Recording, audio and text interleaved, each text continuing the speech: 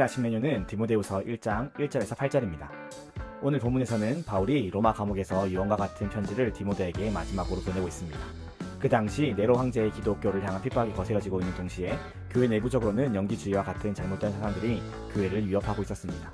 이러한 상황 속에서 바울은 에베소 교회의 목회자였던 디모데를 온전하게 세우기를 원했습니다.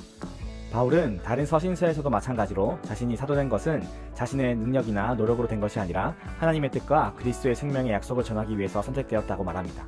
바울은 자신이 가진 직분을 결코 자신의 명예나 자신이 인정받기 위하여 사용하지 않습니다.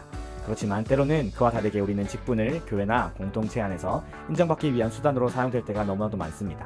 하나님께서 우리를 부르시고 또 우리에게 직분을 허락하신 것은 하나님의 영광을 위해서 또 생명을 살리는 소중한 사명을 감당하기 위해서 세우셨다는 것을 기억해야 됩니다. 또한 바울은 자신이 갇혀있는 상황 가운데서도 자신의 영적 아들 디모데를 위해 기도를 그치지 않았음을 고백하며 얼마나 디모데를 사랑하고 있는지를 표현하고 있습니다. 그리고 고통의 상황 속에서도 도리어 감사의 기도를 드리고 있습니다.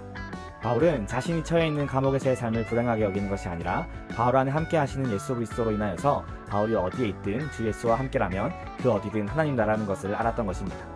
또한 비록 자신의 육체는 어려운 상황 속에 있었지만 그의 사랑하는 아들 디모데를 향하여서 기도로서 사랑을 표현하기를 그치지 않았습니다. 우리에게 맡기신 소중한 영혼들을 사랑하기에 기도보다 더 좋은 표현은 없습니다. 그리고 바울은 과거 디모데에게 안수를 했을 때 하나님께 주셨던 은사를 상기시키며 다시금 불타오르게 하기 위해서 그를 가르치고 있습니다. 이는 외부적인 고난 가운데 있었던 교회의 상황 가운데서도 디모데가 구원의 능력이 있는 복음과 또한 그 복음을 위하여 갇히게 된 바울을 부끄러워하지 말라 하며 더 나아가 복음과 함께 고난을 받으라 명령합니다. 바울은 결코 상황과 환경이 복음을 매이게 할 수 없다 말합니다.